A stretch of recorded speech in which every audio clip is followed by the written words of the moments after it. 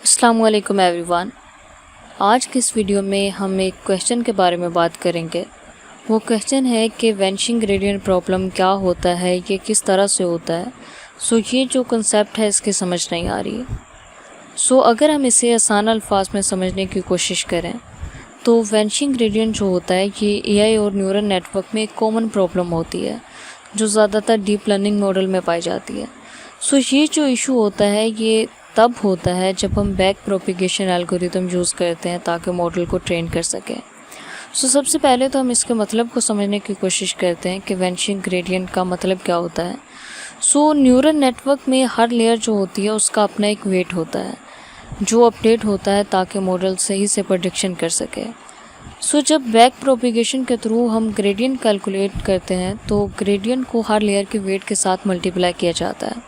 अगर किसी neural network की लेयर काफ़ी ज़्यादा है यानी डीप नेटवर्क है तो जब ग्रेडियंट इनिशियल लेयर तक पहुंचते हैं तो वो बहुत छोटे हो जाते हैं यानी ज़ीरो के करीब हो जाते हैं। तो वो जो लेयर होती है वो इफ़ेक्टिवली कुछ सीख नहीं पाती। ये जो प्रॉब्लम होता है इस प्रॉब्लम को हम कहते हैं वेनिशिंग ग्रेडियंट प्रॉब्लम। अब हम बात करते हैं कि ये किस तरह से होता है।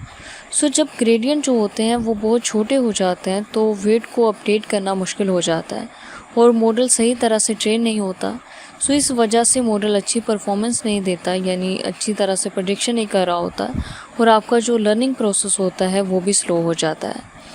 ये जो प्रॉब्लम होता है ये सिग्मॉइड और NH जो एक्टिवेशन फंक्शंस होते हैं ये उनके साथ ज़्यादा देखने को मिलता है। ये फंक्शन जो होते हैं ये ग्रेडियंट को छोटा कर देते हैं जब उनका इनपुट जो होता है वो बहुत ज़्यादा या बहुत कम होता है। इसको सोल्व किस तरह से हम कर सकते हैं उसके लिए हम रिलू एक्टिवेशन फंक्शन का यूज़ कर सकते हैं यानी रेक्टिफाइड लीनियर जो होता है। रिलू एक्टिवेशन फंक्शन जो है रिलू एक्टिवेशन फंक्शन का यूज़ करके हम इसको सॉल्व करते हैं क्योंकि रिलू जो होता है वो ग्रेडियंट को ज़ीरो नहीं होने देता जब तक कि इनपुट जो होती है वो पॉजिटिव होती है। इसी तरह से बैच नॉर्मलाइजेशन करके भी हम इसको सॉल्व कर सकते हैं।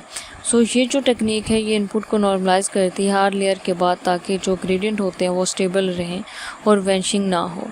इसी तरीके से वेट इनिशियलाइजेशन टेक्निक्स होते हैं जिन्हें हम यूज़ करके ये जो प्रॉब्लम होता है इसको सॉल्व कर सकते हैं। अगर हम इसके बारे में बात करें तो वेनिशिंग ग्रेडियंट प्रॉब्लम जो है ये डीप न्यूरल नेटवर्क में एक बड़ी रुकावट होती है।